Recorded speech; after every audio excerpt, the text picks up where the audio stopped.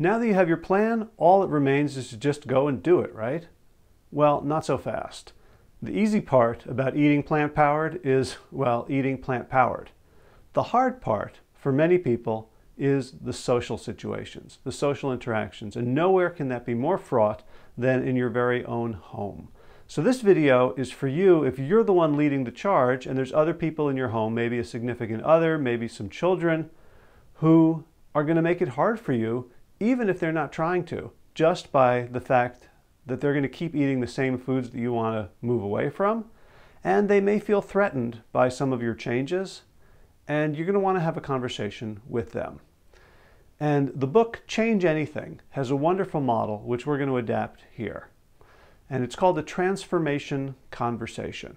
So the first thing you're going to do is to get maybe one at a time, or maybe the whole family, whatever your dynamics are, and sit them down and say, I would like to have a conversation in which I'm going to ask for your help. So set the stage, and then describe your big goal. So describe, maybe you can show them your meal plan, you can show them Proteinaholic, you can describe a couple of meals, you can describe the way you want to eat, and say, I'd like help in putting this into my life.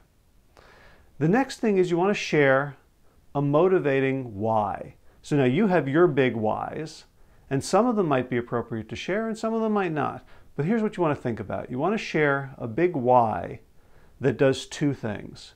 It makes them want to help you because they see how important this is to you. And it's also a big why that they can think about and say, boy, that would be good for me as well. So, I've been a marketer for many years, and one of the principles of marketing we learn is everyone's tuned into the radio station WIIFM, which stands for What's in It for Me.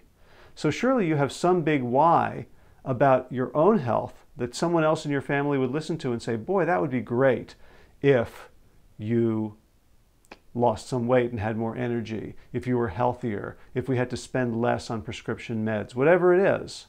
Or for the kids, if you had more energy and you could take us more places, or we could cook together as a family and have fun. Because whenever people hear a change, they immediately start worrying about how is this going to affect me negatively? Are we never going to be able to have birthday cake again? Or is all our meals going to become rice and beans?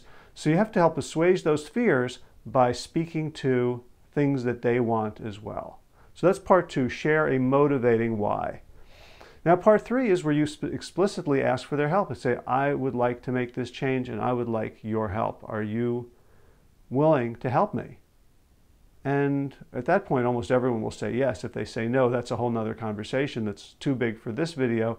But assuming that you are in a decent relationship and you've stated your goals and you've stated in a non-threatening way why you want that to happen, at that point they should agree.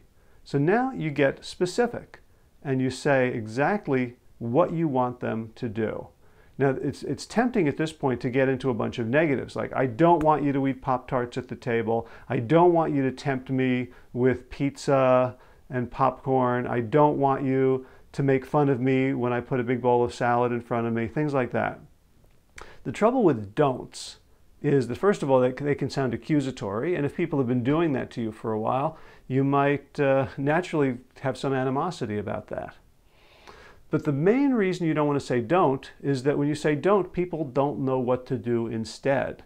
So you're asking people to cease from a behavior which is very difficult. So instead, talk in positives. And if they're doing something, if they're making fun of you, or if they're saying nasty things about your food, like, oh, that looks disgusting, say, what I'd like you to do is when I sit down with a plate of food to either ignore it or see if you can say something nice about it. Like, wow, the colors of that salad, the greens and the reds and the oranges, looks pretty cool. So instead of just negatives, replace them with positives. If they're offering you late night snacks that you don't want to eat, hey, you want to have share this chocolate with me? Because after all, no one wants to have the chocolate or the ice cream alone and feel like they're somehow sinning and you're pure. You could say, when you have the ice cream, it would be great if you could offer me some substitute food, maybe an apple, or one of the desserts from the bonus book that you'd have on hand, so that you give them something positive to do so they can feel like they're helping. And finally, ask for permission to have ongoing transformation conversations over time and say, can we revisit this? Because I'm just learning here. I'm just discovering what works for me, and I'd like the ability to come back and say, hey, this is really working well, and here's something else I'd like to try. So those are the 5 steps of the transformation conversation. Good luck.